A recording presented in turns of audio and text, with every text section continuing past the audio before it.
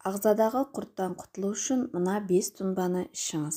Құрттың адам ағзасына түсуі оңай, ал шығуы өте қиын. Жалпы ағзада құрттың бар жоғын қалай білуге болады, ал одан қалай құтылу керек?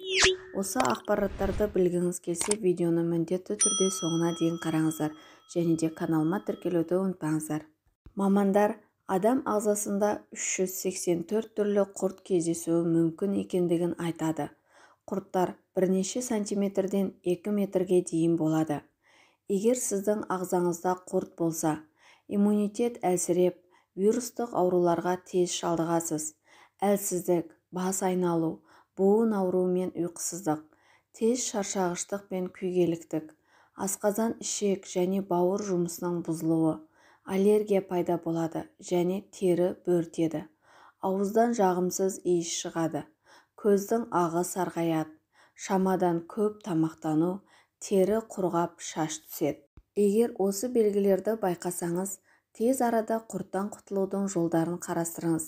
Әйтпесе, ағзаңыздың біраз бөлігін істен шығарады. Ол үшін дәрі ішудің қажеті жоқ. Тек қана халық емін байқап көріңіз. Кептірілген түйше етінді, яғни пижма, 1 стакан қайнаған су құйып, қақпағын жауып қоясыз. Шамамен 5 сағаттан соң тұнбаны сүзіп алып, 200 мл-ден аш қарынға ішесіз. Емді тамақтанудан алдын жүргізу керек. Келесі, 2 тіс сарымсақты ұсақтап дәкеге саласыз. Кеңдеу ыдысқа 250 мл сүтті құйып, отқа қойыңыз. Қайнап шыққан соң, үгілген сарымсақты салып, 10 минуттай қайнатасыз. Дайын болған емдік сүтті таңертең аш қарынға ішесіз. Емделу мерзімі 7 күн. Осы қоспамен клизма жасауға да болады.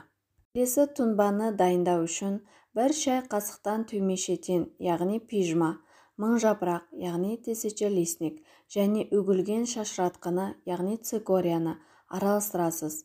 Оған 400 мл қайнаған су құйып, ыдысымен ыстық суға саласыз. 15 минуттан соң тұнбаны сүзіп алып, 50 мл-ден аш қарынға ішесіз. Емделу мерзімі 7 күн. Келесі тұнба зімбір тамырынан жасалынады. Ол үшін 500 грамм үгілген зімбір тамырын 500 мл араққа саласыз. Ыдысты күн тимейтін жерге 14 күнге қоясыз. Дайын болған тұнбаны сүзіп алып, аш қарынға ішесіз. Оны қабылдау үшін тұнбаның 5 немесе 10 мл-ін алып, 100 мл қайнатылған салқын суға араластырып қабылдайсыз. 150-200 грамм асқабақтың дәнін қабығымен блендерден өткізіңіз. Ұнтаққа 1 ас қасық бал мен 4-5 ас қасық қайнаған су қосасыз. Дайын болған қоспаны аш қарынға қабылдау керек. Емді қабылдағаннан соң 3 сағаттан кейін іш жүргізетін дәрі ішіңіз. Ағзаны құрттан қорғау үшін көкөніс пен жемісті жумай жемеңіз. Қайнамаған су ішпеңіз. Құрты бар адамдармен жақын болмаңыз. Қолыңызды тазалап жуыңыз. Жәндіктер мен жануарларға жақындамаңыз. Бұзылған тағамдарды, әсіресе ет, балықты қолданбаңыз.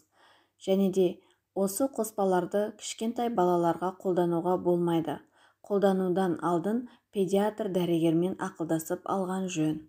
Бүгінгі ақпаратым сіздерге ұнады деген ойдамын. Менімен бірге соңына дейін болғандарыңызға көптен көп рахмет. Келесі кездескенше сауда саламат болыңыздар.